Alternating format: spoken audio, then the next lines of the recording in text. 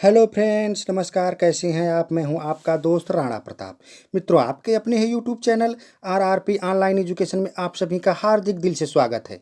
मित्रों, अभी तक आपने अपने इस चैनल आरआरपी ऑनलाइन एजुकेशन को सब्सक्राइब नहीं किया है तो अवश्य ही सब्सक्राइब कर लें और बेल आइकन को दबाना ना भूलें, जिससे कि आप लोगों के लिए आने वाली किसी भी प्रकार की वीडियो की नोटिफिकेशन समय से प्राप्त हो सके। मित्रों, आज का हमारा विषय है शब्द भेद के अंतर्गत रूप या प्रयोग के आधार पर शब्द। किसके आधार पर दोस्तों? शब्द भेद के अंतर्गत रूप या प्रयोग के आधार पर शब्द के बारे में आज हम अध्ययन करेंगे। तो आइए इसको देखते हैं। प्रयोग के आधार पर शब्द दो प्रकार के होते हैं। कितने प्रकार के मित्रों? प्रयोग के आधार पर शब्द कितने प्रकार के होते हैं? दो प्रकार के होते हैं। ठीक है। पहला है विकारी शब्द और दूसरा है अविकारी शब्द। ठीक है मित्रों, पहला क्या है? विकारी शब्द और दूसरा है अविकारी शब्द। तो आइए हम सर्वप्रथम विकारी शब्द के बारे में देखते हैं। वे शब्द जिनमें लिंग, वचन व कारक के आधार पर मूल शब्द का रूपांतरण हो जाता है उन्हें विकारी शब्द कहते हैं। ऐसे शब्द जो लिंग, वचन व कारक के आधार पर अपने मूल शब्द को परिवर्तित कर देते हो, बदल देते हो, उन्हें ही विकारी शब्द कहा जाता है। ठीक है मित्रों, तो आइए अब इसमें उदाहरण को हम थोड़ा देख लेते हैं। जैसे लड़का पढ़ रहा है, तो इसको अगर हम लिंग में परिवर्तित करेंगे तो क्या हो जाएगा? लड़की पढ़ रही है। यही ना, इसका लिंग, अगर लड़के का लिंग बदला जाए तो लड़की हो जाएगा। तो क्या हो जाएगा? लड़की पढ़ रही है। ठीक है दोस्तों, अब इसमें दूसरा उदाहरण को देख रहे हैं। लड़का दौड़ रहा है, तो इसको अगर हम वचन में परिवर्तन करेंगे इसका तो हो जाएगा लड़के दौड़ रहे हैं। ठीक है दोस्तों, क्या होगा? लड़के दौड़ रही हैं। वहीं इसको हम कारक परिवर्तन में परिवर्तित करते हैं दूसरे उदाहरण को। जैसे कि यहाँ पे देखिए, लड़के के लिए आम लाओ। अगर इसको हम कारक परिवर्तन में परिवर्तित करते हैं तो ये हो जाएगा लड़कों के लिए आम लाओ, ऐसा बनेगा। ठीक है दोस्तों, आइए अब इसके मेन बिंदु को हम देखते हैं। संज्ञा, सर्वनाम, विशेषण एवं क्रिया शब्द विकारी शब्द होते हैं। अगर आपसे दोस्तों कोई पूछता है कि विकारी शब्द क्या कौन कौन से होते हैं, तो आप बताएंगे संज्ञा, सर्वनाम, विशेषण एवं क्रिया, ये जितने भी होते हैं ये सभी क्या हो जाते हैं? विकारी शब्द होते हैं। ये सभी क्या होते हैं? विकारी शब्द होते हैं। तो आइए थोड़ा थोड़ा सा इनके बारे में जानने का प्रयास करते हैं। ठीक है मित्रों, आइए देखते हैं संज्ञा। तो संज्ञा के अंतर्गत, संज्ञा अर्थात नाउन, तो इसके अंदर जैसे ब्राह्मण किसी का नाम हो गया, जयचंद, पटना, हाथ, पांव, लड़का, लड़की, किताब, पुलिस, सफाई, ममता, बादलपन, ढेर, कर्म, सर्दी, सिरदर्द आदि ऐसे जितने भी शब्द होते हैं संज्ञा के, वे सभी क्या हो जाते हैं? विकारी शब्द के अंतर्गत आते हैं। वे सब किसके अंतर्गत आते हैं? विकारी शब्द के अंतर्गत आते हैं। अब आगे हम देखते हैं इसमें सर्वनाम।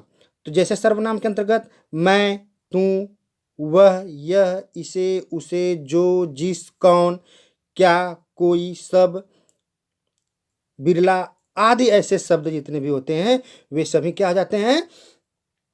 विकारी शब्द होते हैं। सर्वनाम के, आदि सर्वनाम के जितने भी शब्द होते हैं वे सभी विकारी शब्द के अंतर्गत आते हैं। ठीक है दोस्तों, अब हम विशेषण को देख लेते हैं। तो विशेषण के अंतर्गत जैसे अच्छा, बुरा, नीला, पीला, भारी, मीठा, बुद्धू, सरल, जटिल आदि ऐसे जितने भी विशेषण के शब्द होते हैं वे सभी विकारी शब्द के अंतर्गत आते हैं। वहीं क्रिया के अंतर्गत दोस्तों जैसे कि खेलना, कूदना, सोना, जागना, लेना, देना, खाना, पीना, जाना, आना आदि जितने भी ऐसे क्रिया वाले शब्द होते हैं वे सभी विकारी शब्द होते हैं या विकारी शब्द के अंतर्गत आते हैं। ठीक है मित्रों, आइए अब हम इसमें आगे देखते हैं दूसरा को। दूसरा कौन है? अविकारी शब्द। अविकारी अर्थात जैसा कि नाम से भी स्पष्ट हो रहा है, अविकार अर्थात जिनमें कोई भी परिवर्तन नहीं हो। ठीक है, जिनमें किसी भी प्रकार का परिवर्तन न हो वही अविकारी होता है। आइए इसको देखते हैं, स्पष्ट हो जाएगा। जिन शब्दों का प्रयोग मूल रूप में होता है और लिंग, वचन व कारक के आधार पर उनमें परिवर्तन नहीं होता है, अर्थात जो शब्द हमेशा एक से रहते हैं वे अविकारी शब्द कहलाते हैं। वे कौन से शब्द कहलाते हैं? अविकारी शब्द कहलाते हैं। अर्थात जिनमें किसी भी तरह से कोई भी परिवर्तन न हो वही अविकारी शब्द कहलाते हैं। जैसे कि आज, में, और, आहा आदि ऐसे शब्द जितने भी होते हैं वे सभी अविकारी शब्द के अंतर्गत आते हैं। ठीक है मित्रों, अब इसमें मेन पॉइंट को हम लोग देखते हैं। जैसे सभी प्रकार के अव्यय शब्द अविकारी शब्द होते हैं। जितने प्रकार के अव्यय होते हैं हिंदी में, जितने भी प्रकार के अव्यय होते हैं वे सभी क्या होते हैं? अविकारी शब्द होते हैं। ठीक है मित्रों, आइए अब हम इसको देखते हैं। क्रिया विशेषण अव्यय के बारे में थोड़ा सा जानते हैं। जैसे आज, कल, अब, कब, परसों, यहाँ, वहाँ, इधर, उधर, कैसे, क्यों आदि ऐसे जितने भी क्रिया विशेषण अव्यय के शब्द होते हैं वे सभी अविकारी शब्द होते हैं। ठीक है दोस्तों, आइए अब हम इसमें संबंध बोधक अव्यय के बारे में भी देखते हैं, जिसके अंतर्गत में, से, पर, के, ऊपर, के, नीचे, से, आगे, से, पीछे, की ओर आदि जितने भी संबंध बोधक के अव्यय के शब्द होते हैं वे सभी अविकारी शब्द होते हैं। अब देखते हैं समुच्चय बोधक अव्यय। इसके अंतर्गत और, परंतु, या, इसलिए, जो, यदि, क्योंकि आदि जितने भी समुच्चय बोधक अव्यय होता है वे सभी अविकारी होता है। ठीक है दोस्तों, अब हम देखते हैं विस्मयादि बोधक अव्यय।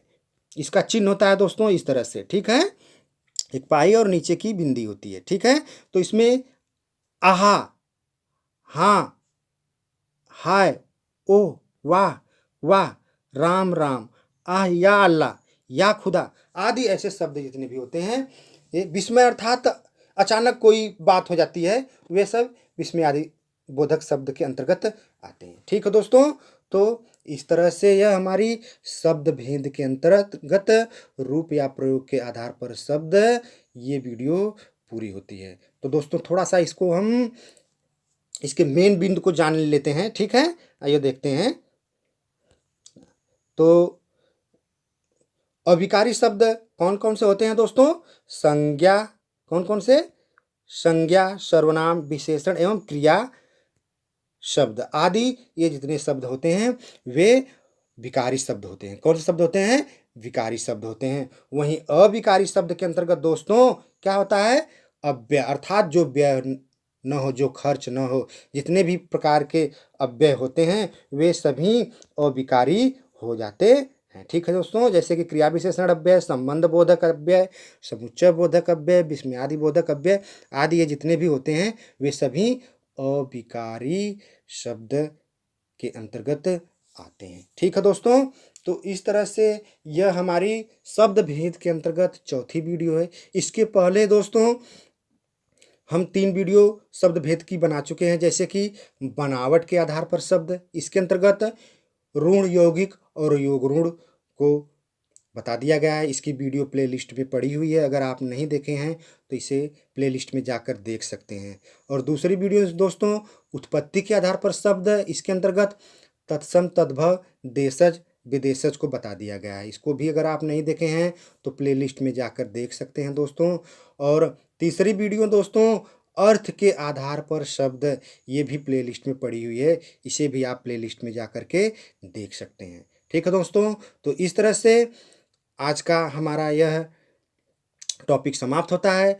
अगले टॉपिक तक हम आपसे विदा चाहते हैं, तब तक के लिए नमस्कार।